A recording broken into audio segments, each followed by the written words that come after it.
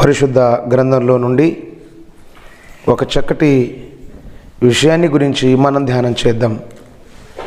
ఈరోజు మనం ధ్యానం చేయబోయే ముఖ్యాంశము,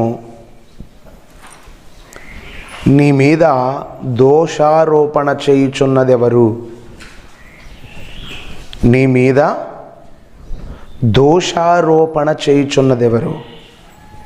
ప్రభునందు ప్రియులరా, మన మీద, ఎవరి మీద? నీ మీద కానీ నా మీద కానీ కూర్చున్న మనందరి మీద కానీ దోషారోపణ చేసేవారు ఒకరున్నారు. దోషారోపణ ఏమని చేస్తారు? అసలు ఏ విషయంలో చేస్తారు? ఎందుకు చేస్తారు? ఈ దోషారోపణ చేయటానికి గల కారణం ఏమిటి అని మనం ఆలోచన చేస్తే ప్రియులరా, దోషము అంటే తప్పు, ఆరోపణ అంటే మోపడము. మనపై తప్పు మోపుతున్న వారు ఒకరున్నారట. నీపైన దోషారోపణ చేసేవారు ఉన్నారు, నాపైన దోషారోపణ చేసేవారు ఉన్నారు. నాపైన తప్పు మోపేవారు ఉన్నారు, నీపైన కూడా తప్పు మోపేవారు ఉన్నారు. ఎవరు? మనపై దోషారోపణను చేయుచున్న వారెవరు అని మనం ఒకసారి గ్రంథాన్ని చూస్తే ప్రియులరా, పరిశుద్ధ గ్రంథంలో నుండి యోహాను గారు రాసిన మొదటి పత్రిక, యోహాను గారు రాసిన మొదటి పత్రిక 3వ అధ్యాయము 19వ వచనం. యోహాను గారు రాసిన మొదటి పత్రిక 3వ అధ్యాయం 19వ వచనం. ఇందువలన మనము సత్య సంబంధులమని ప్రభునందు ప్రియులారా, సత్యము అంటే ఏమిటి? సత్యము అంటే ఏమిటో కూడా తెలియనటువంటి పరిస్థితిలో ఉన్నారు. సత్యం అంటే ఏమిటంటే అబద్ధము కానిది. అబద్ధము కానిదే సత్యము అనేవారు చాలామంది ఉన్నారు. సత్యము అంటే ఏంటి తెలుసా? సత్యము అని దేన్నంటారు? సత్యము అని దేన్ని అనాలి? అసలు సత్యం అంటే కూడా ఎరగని వారు ఉన్నారు. చూడండి ఒకసారి బైబిల్ గ్రంథాన్ని. యోహాను సువార్త 18వ అధ్యాయము 37వ వచనం. యోహాను సువార్త 18వ అధ్యాయము 37వ వచనాన్ని మనం చూద్దాం. అందుకు పిలాతు, నీవు రాజువా అని ఆయనను అడుగగా, సాక్ష్యమిచ్చుటకు నేను అందుకంటే నువ్వు రాజువా అంటే యేసు రాజా, నేను రాజునే, నువ్వు అన్నట్టు నేను రాజునే, నేను సత్యమును గూర్చి సాక్ష్యమిచ్చుటకు పుట్టి తిని. అంటే సత్యం చెప్పటానికి పుట్టిన రాజును నువ్వు, పరిపాలించే రాజువు నువ్వు. నేను సత్యం చెప్పటానికి పుట్టిన రాజును. సత్యం పుట్టడానికి సత్యం గురించి సాక్ష్యం ఇచ్చడానికి వచ్చావా? సత్యం అంటే ఏమిటి అని ఏమంటున్నాడు? కంటిన్యూ చదివితే, సత్యం అంటే ఏమిటి? ఏంటి సత్యం అంటే? ఒక పిలాతు లేకపోతే ఒక రోమా గవర్నర్కు సత్యం అంటే ఏంటో తెలియదు. సత్యం అంటే ఏంటో తెలియని పరిస్థితుల్లో ఉన్నాడు. అయితే ఈరోజు మనం ఆలోచన చేస్తే ప్రియులరా, సత్యం అంటే ఏంటి? సత్యం అంటే దేవుని యొక్క వాక్యం, దేవుని యొక్క మాటలే సత్యం. కాబట్టి ఈ సత్యమైన మాటలను వింటున్నాం. సత్యమైన మాటలను విని సత్యమైన మాటలను పాటిస్తే ఈ సత్యమైన మాటలను నువ్వైనా నేనైనా మనందరం పాటిస్తే మనం ఏమవుతాం చూడండి ఒకసారి. యోహాను సువార్త 8వ అధ్యాయం 47వ వచనం. యోహాను సువార్త 8వ అధ్యాయము 47వ వచనం. దేవుని సంబంధి అయిన వాడే దేవుని మాట వింటాడు. ఎవరి సంబంధి? ఈ భూమి మీద మీరు ఆలోచించారా?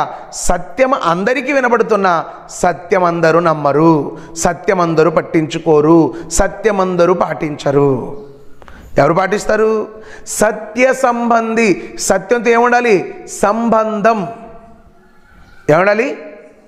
సత్యం విని వెళ్ళిపోవడం కాదు, సత్యముతో సంబంధం కలిగి ఉండాలి. సంబంధం అంటే రిలేషన్షిప్, రిలేషన్ ఉండాలి, సహవాసం ఉండాలి. దేంతో? సత్యముతో ఎవరికైతే సహవాసం ఉంటుందో, సత్యముతో ఎవరైతే సంబంధం కలిగి ఉంటారో, సత్య సంబంధి అయిన వాడు నీ మాట వినును. ఎవరి మాట? సత్య సంబంధి అయిన వాడే దేవుని మాట వింటాడు. సత్య సంబంధి కానివాడు దేవుని మాట వినడు. సత్యానికి సంబంధం కలిగిన వాడే, అందరూ కాదు.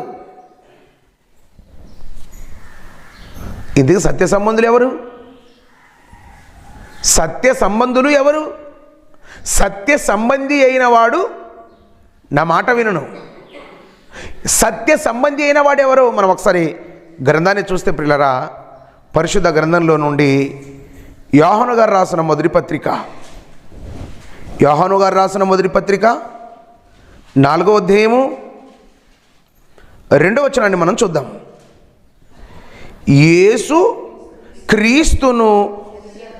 యేసుక్రీస్తు శరీరధారి అయి వచ్చెనని ఒప్పుకొనని వారు, యేసుక్రీస్తు శరీరధారి అయి, చదవండి అమ్మ, మరి మధ్యలోనే ఆపుతురే.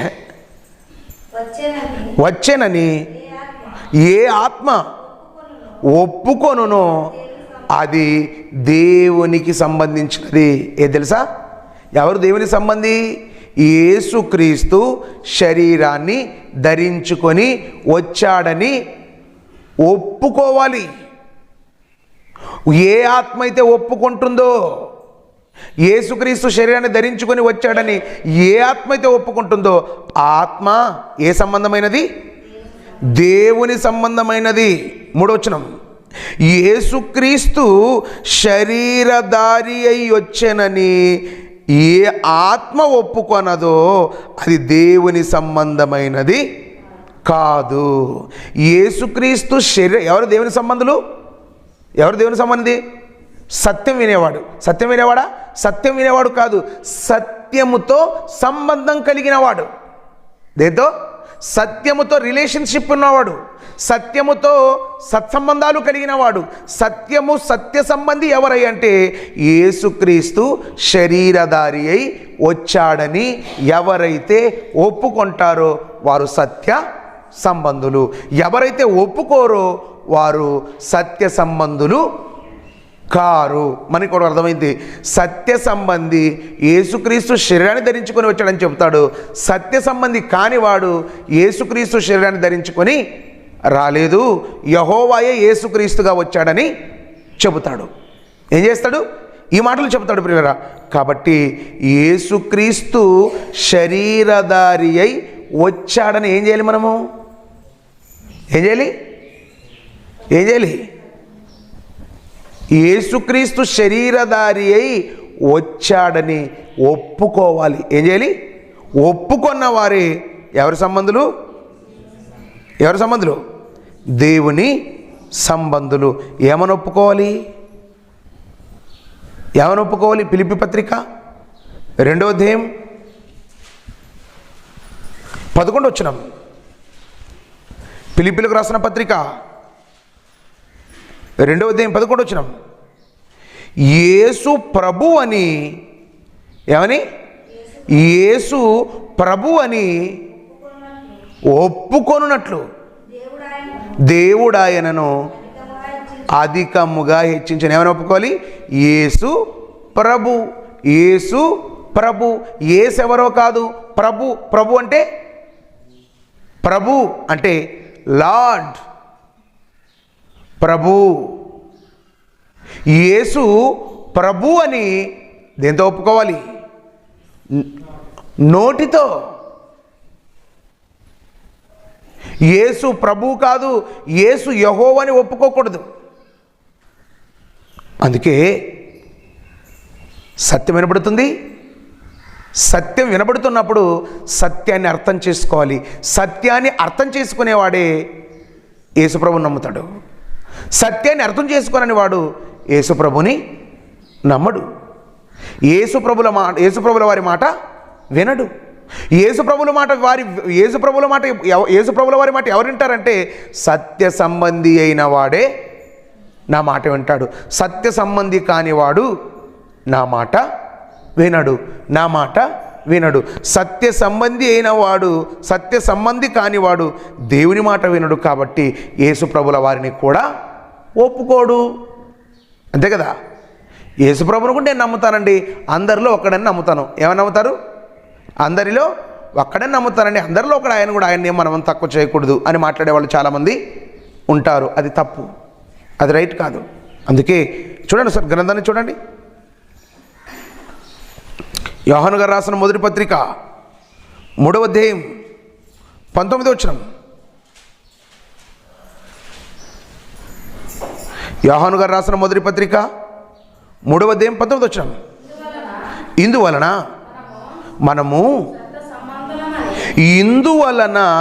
మనము సత్య సంబంధులమని ఎరుగుదుము. దేవుడు మనము సత్య సంబంధులమని మనం ఎరుగుదుము.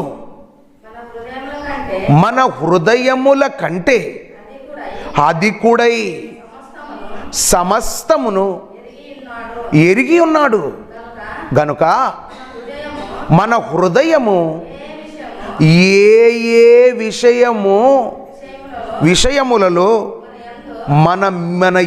మన యందు దోషారోపణ చేయుచున్నదో. ఏ విషయముల యందు? ఏ విషయముల యందు ఎవరు దోషారోపణ చేస్తున్నారో తెలుసా? మన హృదయం. ఎవరి గురించి మాట్లాడుతున్నాడు? మనము సత్య సంబంధులం. మనము సత్యం అంటే వాక్య సంబంధులం. వాక్యం వింటున్నాం, వాక్యాన్ని అర్థం చేసుకున్నాం, వాక్యాన్ని హృదయంలో ఉంచుకున్నాం, వాక్య ప్రకారంగా బ్రతుకుతున్నాం. వాక్య ప్రకారముగా బ్రతుకుతున్నటువంటి మనము తండ్రి ఎవరు, యేసుక్రీస్తు ఎవరు, పరిశుద్ధాత్ముడు ఎవరో తెలియాలా? తెలియకూడదా? తెలియాలి. కానీ తెలుసుకొనకుండా ఉన్నారనుకో, తెలుసుకొనకుండా ఉంటే దేవుడు గొప్పవాడై అందరికంటే పైగా ఉన్నాడు. అయితే అందరికంటే పైగా ఉన్నాడు. కానీ ఆయన ఏం చేయాలి తెలుసా? అందరికంటే పైగా ఉన్నటువంటి ఆయన మాటలను నువ్వు హృదయంలో ఉంచుకోవాలి. ఆయన మాటలను నీ పట్టుదలతో నీ హృదయంలో పెట్టుకోవాలి. ఆయన మాటలు వినలేదనుకో, ఆయన మాటలు వినకపోతే నీ హృదయం ఏం చేస్తుంది? నీ మీద దోషారోపణ చేస్తుంది. ఏమంటది? ఈ బిడ్డ సత్యం విన్నది కానీ సత్యాన్ని పాటించలేదు. ఈ బిడ్డ వాక్యం విన్నది కానీ వాక్యాన్ని పాటించలేదు. ఈ బిడ్డ వాక్యం విన్నది. ఎవరు మన పైన నేరారోపణ చేయుచున్నారు? అవునగారు అదే చెప్తున్నారు. మీ హృదయము మీ మీద ఏ విషయములలో దోషారోపణ చేయుచున్నదో. మన హృదయం మన మీద దోషారోపణ చేస్తుందా? చెప్పండి. మన హృదయం నీ పైన దోషారోపణ చేస్తుందా? ఎస్. నా హృదయం నా మీద దోషారోపణ చేస్తుందా? ఎస్. నేను దేవుని వాక్యం విని ఆ మాట ప్రకారంగా బ్రతకకపోతే నా హృదయం నా మీద దోషారోపణ చేస్తుంది. మీరు కూడా దేవుని మాట విని ఆ మాటను పట్టించుకోకుండా మీకు ఇష్టం వచ్చినట్లుగా మీరు బ్రతికారనుకో, మీ హృదయం కూడా మీ మీద ఏం చేస్తుంది? దోషారోపణ చేస్తుంది. దోషారోపణ చేస్తుందా? యోహాను గారు మాత్రమే కాదు, ఇంకా భక్తులైన వారు ఏం చెప్తున్నారు? మీరు ఒకసారి గ్రంథాన్ని చూడండి. కొరింథీయులకు రాసిన మొదటి పత్రిక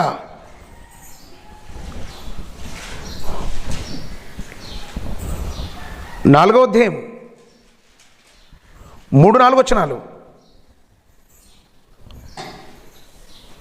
కొరింథీయులకు రాసిన మొదటి పత్రిక 4వ అధ్యాయం 3-4 వచనాలు, నన్ను నేనే విమర్శించుకొందును. పౌలు గారు అంటున్నారు, నన్ను నేనే విమర్శించుకొందును.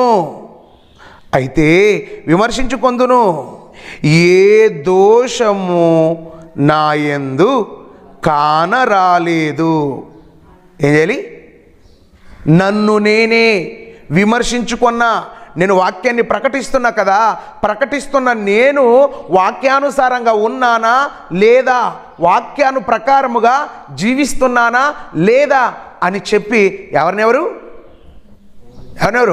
నన్ను నేనే ఏం చేసి తెలుసా? ప్రశ్నించుకున్నా. నన్ను నేను విమర్శిస్తే ఏ దోషము నా యందు కనబడలేదు. నా హృదయం నా మీద దోషారోపణ చేయలేదు. నేను ఏదైతే విన్నానో, ఏదైతే దర్శనం చూశానో అదే ప్రజలకు ప్రకటించాను. నేను ఏదైతే ప్రజలకు ప్రకటించానో అదే నేను పాటిస్తున్నాను. అంటే పౌలు గారు ఏమంటున్నారో తెలుసా? నా హృదయము నా మీద దోషారోపణ చెయ్యలేదు, ఎందుకంటే నాలో ఏ తప్పిదము లేదు. కాబట్టి నా హృదయము నా మీద దోషారోపణ చేయదంటున్నాడు. నెక్స్ట్ చూడండి, అది ఏబు గ్రంథం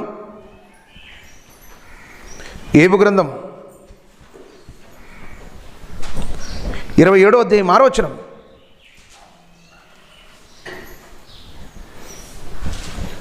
ఏబు గ్రంథం 27వ అధ్యాయం 6వ వచనం. నీతిని విడువక గట్టిగా పట్టుకొందును, నా హృదయము నన్ను నిందింపదు. ఏమంటాడు? నీ నీతిని, ఎవరి నీతి? దేవుని నీతిని నేను గట్టిగా పట్టుకుంటాను. దేవుని నీతి అంటే ఏంటి? దేవుని నీతి అంటే ఏంటో కాదు, దేవుని యొక్క వాక్యం, దేవుని యొక్క మనస్సు, దేవుని యొక్క 66 పుస్తకాలు. అందుకే నేను నీ నీతిని అంటే నీ వాక్యాన్ని, నీ మాటను, నేను నీ మాటను గట్టిగా పట్టుకొందును. నీ మాట నేను గట్టిగా పట్టుకుంటే, నీ మాటను నేను పట్టుదల కలిగి వింటే నా హృదయం నా మీద, ఎందుకంటే నీ మాట గట్టిగా పట్టుకున్నానా నేను తప్పు చేయను, నీ మాటకు కట్టుబడి ఉన్నానా నేను ఏ తప్పు చేయను. నేను ఏ తప్పు చేయకపోతే నా హృదయం ఏం చేయదు, నా మీద దోషారోపణ చేయదు. కనుక ప్రియులారా, ఈ యొక్క దినాన్న మీరందరూ కూడా ఆలోచన చేస్తే, మనమందరం కూడా గమనిస్తే, మనం ఇన్ని వాక్యాలు ఎప్పుడు తెలుసా? తెల్లవారుజామున కుటుంబ ప్రార్థనలో, ఆరాధనలో, మరి ఇన్ని వాక్యాలు విని మనం వాక్యానుసారంగా బ్రతకలేదా? ఇన్ని విని మన మాటలను మన హృదయంలో ఉంచుకొని ఈ మాటల ప్రకారంగా బ్రతకలేదా? మీ మీద దోషారోపణ చేయించున్నది ఎవరో కాదు, ఎవరో తెలుసా? ఎవరు? మీ హృదయమే. మీ మీద దేవుడు దోషారోపణ చేయడు. దేవుడు ఎందుకు చేస్తాడు? ఎవరు చేస్తారు? మీ హృదయమే. మీ మనస్తే మిమ్మల్ని నిందిస్తుంది. నువ్వు చేసిన తప్పు, నువ్వు వాక్యం విన్నావు, వాక్య ప్రకారంగా బ్రతకలేదు. దేవుడు కల్పన కథల వైపు తిరగద్దన్నాడు. నువ్వు ప్రతిరోజు ఏం చేస్తున్నావు తెలుసా? కల్పన కథలే చూస్తున్నావు. టీవీ సీరియల్ ఏంటి? సీరియల్ వచ్చేటప్పుడు ముందు తెలుసా? ఇవన్నీ కల్పిత పాత్రలే, అన్నీ కల్పన కథలే. కల్పన కథల వైపు తిరుగుకాలం వచ్చుచున్నదని పౌలు గారు అన్నారు. ఇప్పుడు మొత్తం కల్పన కథల వైపే అందరూ కూడా తిరిగిపోయారు. ప్రార్థన లేకపోయినా నిద్ర వస్తుంది, కానీ కల్పన కథ సీరియల్ లేకపోతే మాత్రం నిద్ర రాలేదు. గమనించారా? కల్పన కథలు అబద్ధాల వైపే, అబద్ధం వైపే లోకమంతా తిరిగిపోయింది. అట్లా కాదు. నువ్వు వాక్యం విన్నావా? ఏంటంటే తెలుసా? నువ్వు వాక్యం విన్నావా? వాక్యం వింటే వాక్యానుసారంగా ఉండు. నువ్వేం చేయాలి? చల్లగానైనా ఉండు, వెచ్చగానైనా ఉండు. ఉంటావా? అక్కడే ఉండు. ఉంటావా? 2 రకాలు ఉన్నావా? దేవుడు కూడా అంటాడు, నాకు కూడా కోపం వస్తాను, నేను ఉమ్మేస్తాను నీ మూతి మీద అంటాడు. ఏమంటాడు? నేను నీ మూతి మీద ఉమ్మి వేసేదని అంటున్నాడు. కనుక ప్రియులారా, ఈ యొక్క దినాన్ని మనం ఆలోచిస్తే, మనం ఇన్ని దేవుని మాటలు విని ఆ మాటల ప్రకారముగా మనము జీవించకపోతే, మనం బ్రతకకపోతే, మన మీద దోషారోపణ చేయుచున్నది ఎవరో తెలుసా? మన హృదయమే. పౌలు గారు అంటున్నారు, నన్ను నేను విమర్శించుకుంటున్నాను, నన్ను నేను విమర్శించుకుంటే నా యందు ఏ దోషము కూడా కనపడలేదు. యోబు గారు అంటున్నారు, తండ్రి నేను నీ మాటను గట్టిగా పట్టుకుంటాను, గట్టిగా పట్టుకుంటే నా హృదయం నన్ను ఏం చేయదు, నిందింపదు. నా హృదయం ఏ ఒక నింద నా మీద వేయదు. ఆ నింద నా మీద పడకుండా ఉండాలంటే నేను నీ మాట ప్రకారంగా బ్రతుకుతా అన్నాడు. చూడండి చివరి మాట, అపోస్తల కార్యములు 24వ అధ్యాయం 16వ వచనం. నా మనస్సాక్షి నిర్దోషమైనదిగా ఉండునట్లు అభ్యాసము చేసేదను. మనస్సాక్షి ఎలా ఉండదు తెలుసా? దోషం మోపేదిగా ఉండకూడదు. నీ మనస్సు నీ మీద, నీ మనస్సు నీ మీద దోషం మోపిందా అంతే, చాప్టర్ క్లోజ్. నీ మనస్సు నీ మీద దోషారోపణ చేయకుండా ఉండాలంటే నువ్వేం చేయాలి? అభ్యాసం చేయాలి, అలవాటు చేసుకోవాలి. దేవుని మాట పాటించడం మనకు అలవాట్లేదా? అలవాటు చేసుకోవాలి. దేవుని పాట పాడటం అలవాట్లేదా? అలవాటు చేసుకోవాలి. ప్రార్థన చేయడం మనకు అలవాటు లేదా? అలవాటు చేసుకోవాలి. దేవుని మందిరానికి రావడం అలవాటు లేదా? అలవాటు చేసుకోవాలి. మనం ఏం చేయాలి తెలుసా? అభ్యాసము చేసుకొందును. మనము అలవాటు చేసుకోవాలి. అలవాటు చేసుకుంటే మనస్సాక్షి అన్నది మన మీద దోషారోపణ చేయదు. చివరిగా యోహాను మొదటి పత్రిక, యోహాను గారు రాసిన మొదటి పత్రిక 3వ అధ్యాయం 20వ వచనం. యోహాను గారు రాసిన మొదటి పత్రిక 3వ అధ్యాయం 20వ వచనం. హృదయము ఆరోపణ చేయక, చదవండి 3:20. దేవుడు మన హృదయముల కంటే అధికుడై సమస్తమును ఎరిగి ఉన్నాడు గనుక మన హృదయము ఏ విషయములోనైనను మన యందు దోషారోపణ చేయును, ఆ విషయములలో ఆయన ఎదుట మన హృదయములలో సమ్మతిపరుచుకొందుము. ఏ విషయాలలో మన మీద దోషారోపణ చేస్తుందో దేవుని ముందు మనం ఏం నిలబడాలి తెలుసా? దోషులుగా, నిర్దోషులుగా కాదు. దేవుని ముందు దోషులుగా తల దించుకొని మీరు ఆలోచించారా? ఖైదీ ఎట్లా నిలబడతాడు? స్టేషన్ దగ్గరికి వెళ్ళి నేరస్తుడు ఎట్లా నిలబడతాడు? తల దించుకొని. మనం వెళ్ళామనుకో, నువ్వు నేను వెళ్ళామనుకో, ఏ నేరం చేయని వాడు ఏం చేస్తాడు తెలుసా? ఎట్లా నిలబడతాడు, అంతే కదా? తప్పు చేసిన వాడు తలదించుకొని నిలబడతాడు. తప్పు చేయని వాడు, దేవుని వాక్యం విని పాటించని వాడు దేవుని ముందు తలదించుకొని నిలబడాలి. తలదించుకొని నిలబడే పరిస్థితి మనకు రాకూడదని యేసుక్రీస్తు ప్రభుల వారు శిలువపై మరణించారు, ప్రాణం పెట్టారు. దోషులమైన మనలను నిర్దోషులుగా చేశాడు. నిర్దోషులుగా చేస్తే మనము మరలా అదే దాస్యమను కాడి క్రిందికి వెళ్ళిపోయి చిక్కుకుంటే ఎలా? కాబట్టి ప్రియులారా, అలా ఉండకండి. మీ మనస్సాక్షి, మీ హృదయము మీ మీద దోషారోపణ చేయకుండా ఉండాలంటే మీరు వాక్యమేనండి, వాక్య ప్రకారం జీవించండి, వాక్యాన్ని పాటించండి, ఇతరులకు ప్రకటించండి. ప్రకటిస్తే మీరు దేవుని ఎదుట ధైర్యంగా నిలబడతారనే విషయాన్ని మీరు గుర్తెరిగి దేవుని కోసం బ్రతకాలని మీకు తెలియజేస్తూ మాటలు దేవుడు మన వినికిడిలో భద్రపరచునుగాక. పరిశుద్ధుడు, ప్రేమ కలిగిన తండ్రి, మీ పరిశుద్ధమైన నామమునకు స్తోత్రములు నాయన. మీ మాటలు ప్రతిరోజు వింటున్నాము తండ్రి. వింటున్న మాటలను మా హృదయంలో ఉంచుకొని మీకోసం బ్రతుకుటకు మీరు కృప చూపండి. సత్య సంబంధి అయిన వాడు సత్య సంబంధిగానే జీవించాలి, సత్యాన్ని అంగీకరించాలి, సత్యాన్ని స్వీకరించాలి. ఏంటి సత్యం అంటే మీ కుమారుడైన యేసుక్రీస్తుయే సత్యమని, ఆ సత్యవంతుడైన క్రీస్తును ప్రభువు అని మా హృదయంలో ఒప్పుకొని నాయన ఆయన మాటల ప్రకారంగా బ్రతుకుటకు కృప చూపండి. అలా మేము బ్రతకపోతే మా మనస్సాక్షి మా మీద దోషారోపణ చేస్తుందని, మా హృదయమే మా మీద దోషారోపణ చేస్తుందనే విషయాలను మేము విన్న మాటలను హృదయంలో ఉంచుకున్నట్టు కృప చూపండి. మోకరించిన బిడ్డలు మీ కృపలు మీరు జ్ఞాపకం చేసుకోండి. గ్రామాన్ని, గ్రామ పెద్దలను, సంఘాన్ని, సంఘ పెద్దలను, సంఘంలో ఉన్నటువంటి ప్రతి సమస్యను, అనారోగ్యత బాధపడుతున్న వారిని బట్టి ప్రార్థిస్తున్నాం. మీ కృపలు మీరు బలపరిచి కాపాడి దీవించి ఆశీర్వదిస్తారని యేసుక్రీస్తు వారి నామములో ప్రార్థించి అడుగుచున్నాము తండ్రి, ఆమేన్. మన తండ్రి అయిన దేవుని ప్రేమ, కుమారుడైన యేసుక్రీస్తు వారి కృప, పరిశుద్ధాత్మని యొక్క అన్యోన్య సహవాసం ఎప్పుడు ఎల్లప్పుడూ ఇక్కడ చేరువచ్చిన మనందరిపై, ప్రపంచంలో సకల పరిశుద్ధులపై సదాకాలము తోడై ఉండి ముందుకు నడిపించునుగాక. ఆమేన్. అందరికీ వందనాలు.